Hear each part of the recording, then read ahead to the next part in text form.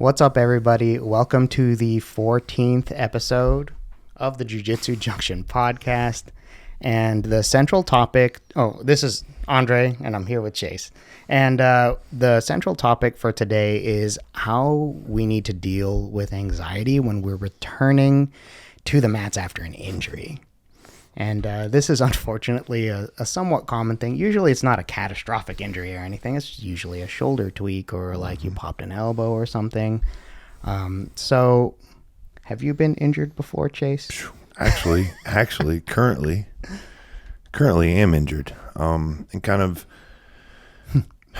yeah. And it's not, I wouldn't necessarily, it is anxiety. There's anxiety of a point, kind of just nervous because the couple times that I've tried to start back rolling, it definitely regresses. So yeah, I'm dealing with one right now, and that's why I'm walking the line. That's why you see me in class, look around and see if I want to roll with somebody. I'm like, man. Yeah, you're choosier than usual. Yeah, super choosy, but it's because I still can't pick my shoulder up past my elbow, past my shoulder. I got crack some knots. Oh yeah, it in was my the collarbone into the shoulder. I got a little training knot in the back, got some knots in my scap, my trap, and I actually got a knot in my chest. It's got my collarbone all messed up. I got slammed. Yeah. It happens. Yeah. So, that it's interesting because like that's like a radiating injury where the injury is probably started in one place and it kind of like spreads around, and that's pretty normal. Yeah, like, for sure. Everything around, I went and I got my collarbone checked to make sure it wasn't broken. And pretty much the doctor was like, no, everything around it just grabbed a hold to protect it. So it actually usually hurts worse. Like if it had broke, it wouldn't have hurt as bad on the initial. Maybe, I don't know. No, it's more of an achy pain. It's just a different type of pain. And this takes mobility. So, yeah.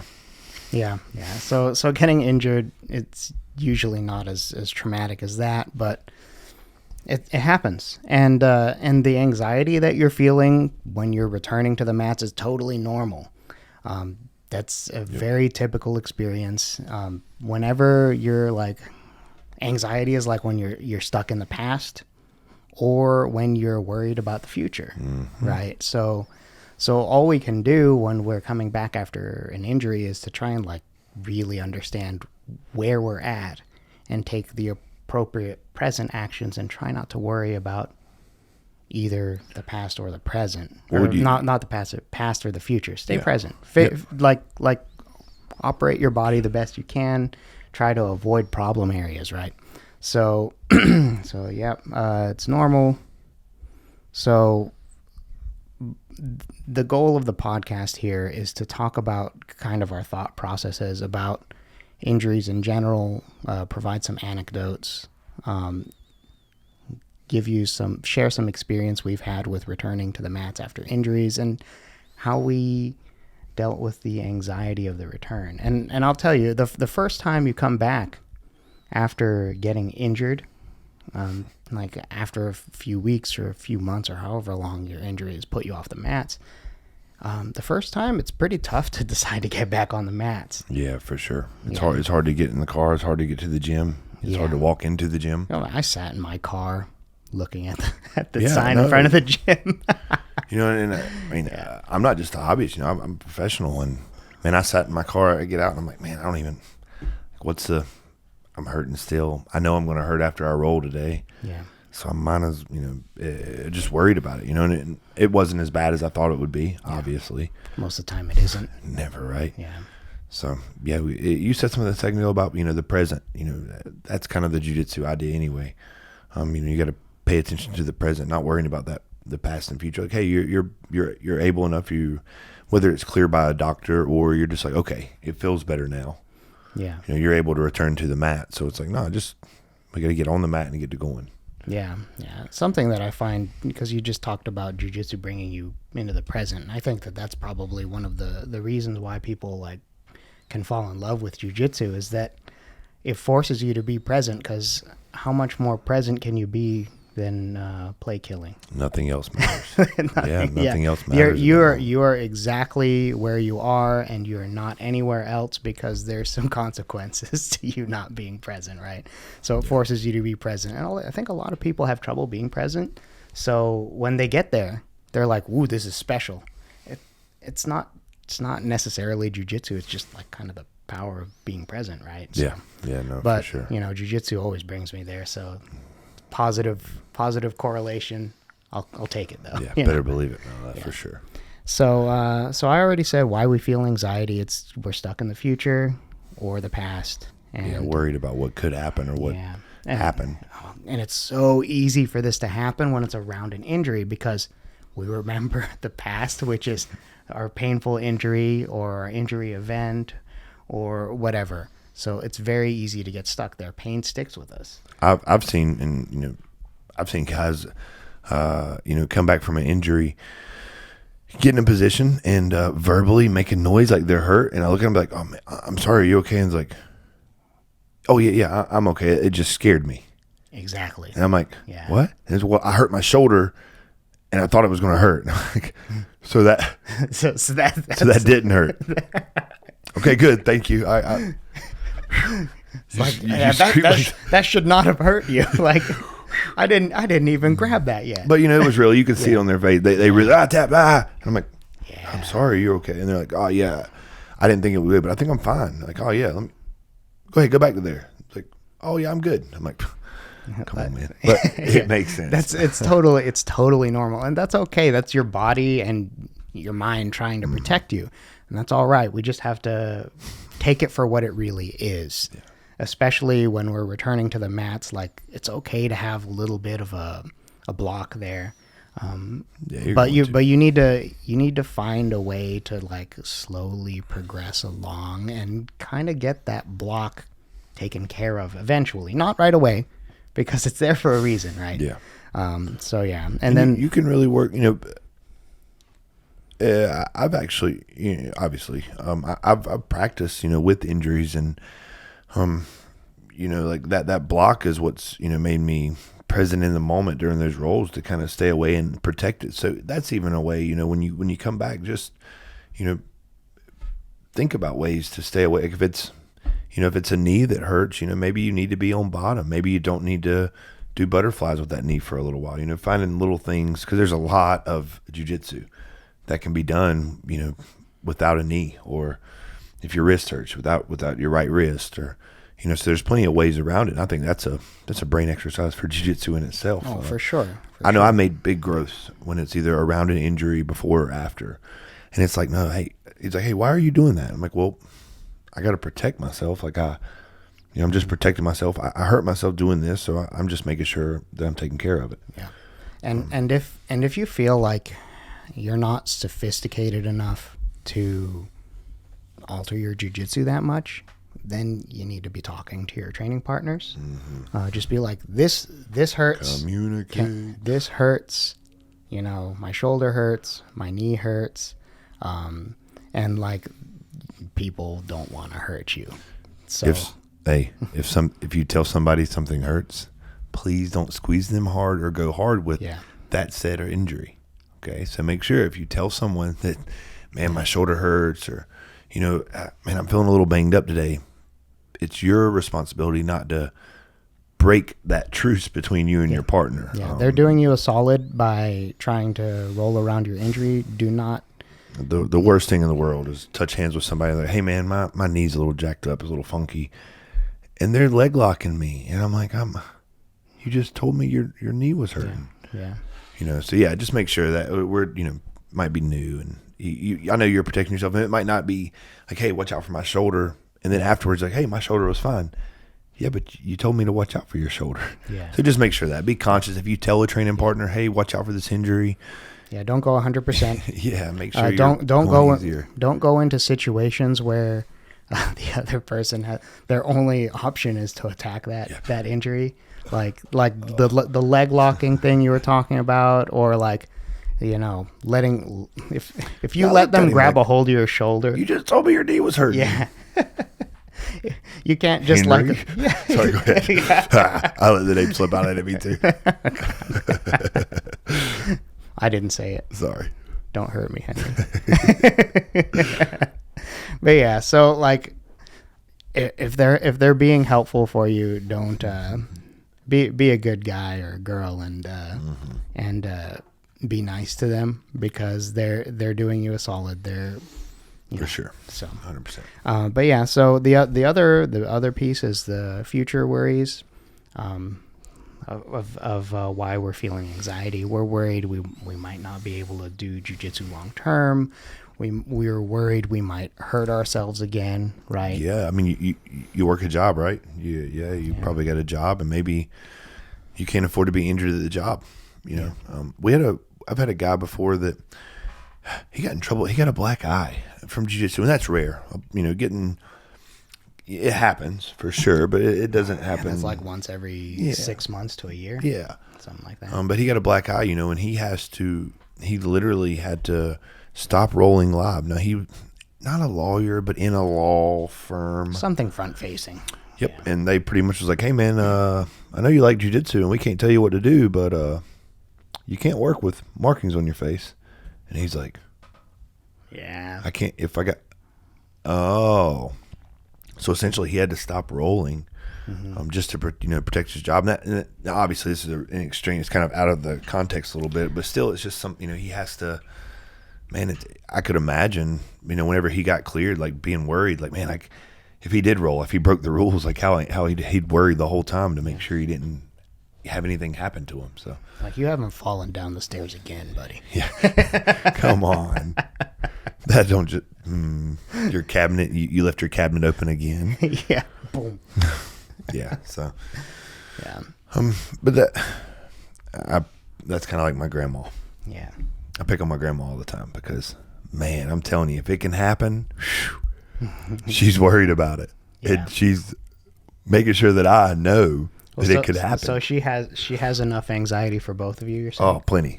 And I tell her that all the time, but I'm like, Grandma, do you know that that's really not going to happen? Yeah. Yeah. Probably not, Grandma.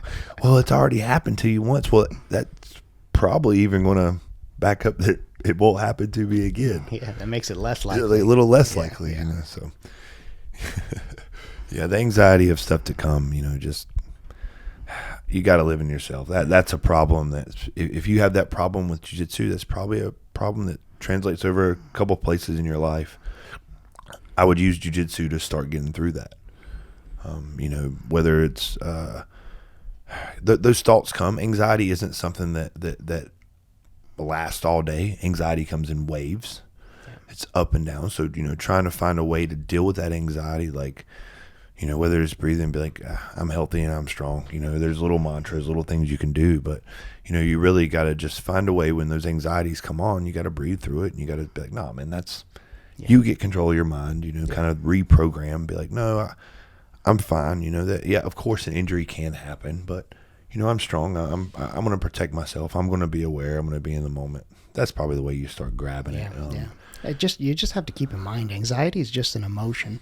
And once the emotion passes, you can find your center, and then you can move forward in the present.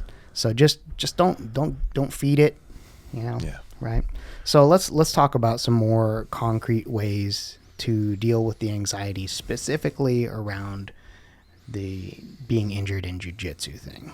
So the first thing that I like to do if we're talking about returning from an injury is understanding why we got injured. Mm-hmm. So like that, some people skip this. It's important to understand why. It could be you. It could be your training partner. Most of the time. I'd say most of the time it's you, yeah. But you might not understand why it was you. Of course not. So like, especially at the beginning, like when I broke my rib, I didn't understand why it was me.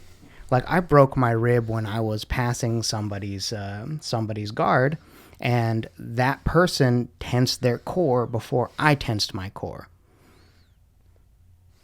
How would I have ever known that? Have you ever heard that directly be talked about? No. So Yeah. Like there's different ways it could happen. Like and he just tensed his core before I did during a dynamic pass. And then his body was rigid, mine was loose, popped my rib through the rotation that I did not tighten my core at the right time. You better believe I'm never going to do that again. I still can't truly sweep people to my left the same way I used to. I'm hoping that returns in the next year. This is almost a year since the injury, and it might be about a year since the injury. Wow. So like, I have some rehab work to do.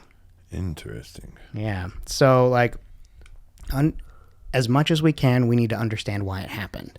It could actually be as simple as someone being a jerk and popping your shoulder. There's a very simple way to If deal that with happens, that. fight them. Sorry, I'm just picking. Don't fight them. They just beat you in a fight. Don't fight them. Yeah. So that's a simple one though. You avoid that person. avoid anybody like that person. That's okay.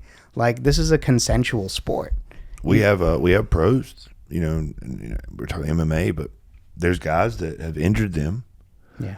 And they will not practice with them. Yeah. They will not train beside. Like, they'll only do hard live rounds because they're like, I get injured. You injured me. Yeah. You injure me every time I train with you. You injure me. Yeah. So I see that on every level. Yeah. So you could definitely avoid people who injure you. Yeah. Faux sure. Right. If you did something, don't do that again. Yeah. Right. Like, I learned a very painful lesson with the rib break.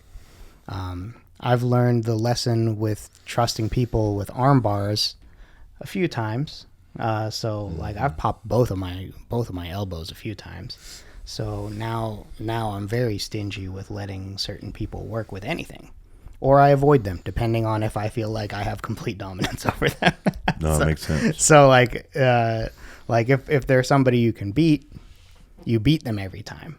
Yeah. If there's somebody where it's equal or they're better than you, then you probably have to avoid them until you're more sophisticated. Yeah, and listen, there's nothing, and again, I know we talk here a lot, but just communicate. Like, hey, listen, I'm not comfortable.